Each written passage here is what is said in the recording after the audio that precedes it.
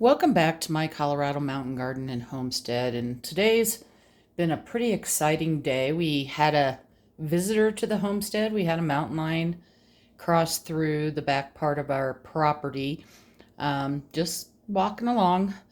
My husband happened to see it from his window, which is where his office faces out, and we kind of just watched it as it walked around.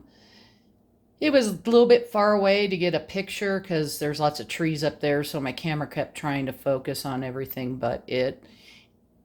But it's kind of a neat thing. It's the first time we've seen one at the house here, and we've been here for over 20 years. But at our other house, we had a mountain lion up there, and we've seen a few on the sides of the roads and things like that. I know a lot of people in the neighborhood often catch them on their game cams, so they're around, but they were here first. Anyhow, today is January 24th. Today's Friday, and I have some more excitement as far as my oyster mushrooms go.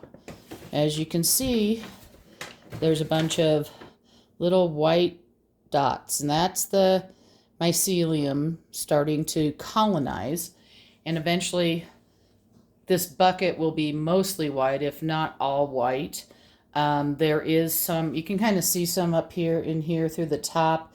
I tried to see if I could get you a picture through the actual top, and maybe when it gets more colonized I'll pull the lid off, but right now I really want to keep the moisture in there. But it's got a lot of moisture on the lid, so you can't really see it. And I just wanted to point out I have 4 holes, and I have 4 on the other side. We'll turn it around here in a minute. And this is surgical tape. So it does allow some breathing to go on, so it's not 100% covered. So it is going to get some air and everything like that in it. And I will keep it covered with the bag until I really start seeing some pinning starting to happen. Then the bag will come off, and I will pull this tape off. Let me just turn it around here so you can see the back side here also. Now, yesterday there was nothing on this. I mean, it looked the same as it was in the last video that I posted. So I'm pretty excited. I also checked the bottom, and I didn't see any pooling of water because I did not put holes in this. And when I do my video on other things that you can use besides the wood pellets that I used, I'll explain a little bit more. That video might come out today, I'm not sure. We'll just see how much I get done between doing my housework and cooking and all that other stuff. But it'll probably be about 2 weeks before we really see the pinning. This particular jug had the pellets, and then I added the gypsum to it and the grain spawn, and that's all. So let me pull this one out of the way.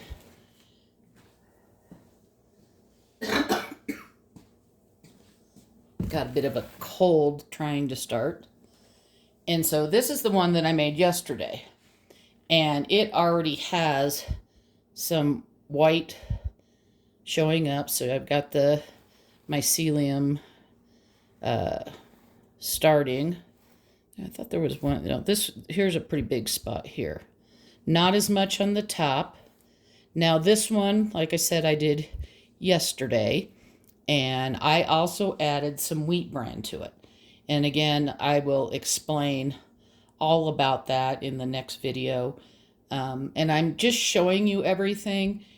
I hope you wait till I get a harvest just in case something doesn't work before you run out and buy anything or anything like that. But I'm pretty excited.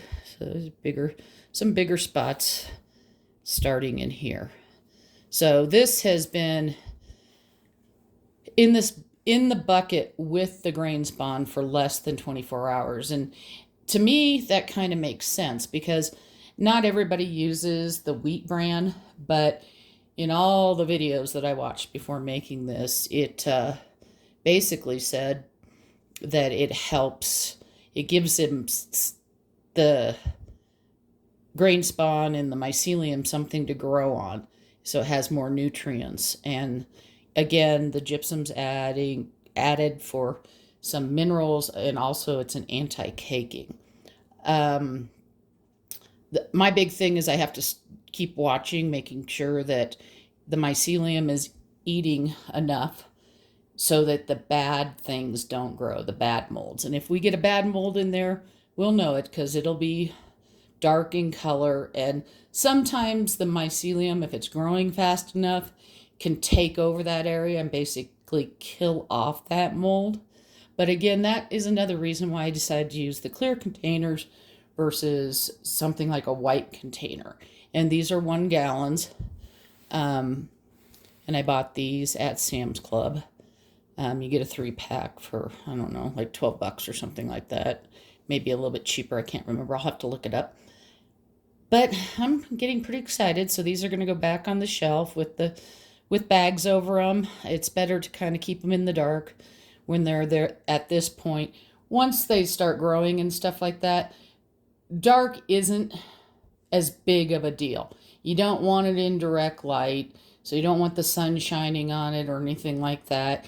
You don't need to have a grow light on it or anything like that. So I'm hopefully going to get my shelves set up, and then I can show you that little setup when I get there. I am going to put a link down to my public Facebook page, which is my Colorado Mountain Garden Homestead, under the video here. And the reason for that is I'm not going to make a video every single day. As this starts getting fuller, I'll put how many days it's been in the bucket. I've got the date and the one with the brand versus the one without the brand. So fingers crossed, everything's looking like it's supposed to. And I was really surprised to see this already happening here, because it hasn't even been in this bucket for 24 hours because I had to pasteurize the pellets and things and let it cool and all that other stuff. Whereas the other one had no sign of anything growing yesterday, but today, as you can see, let's move this one back out. It's doing a pretty good job. Hope you have a great weekend. Happy gardening.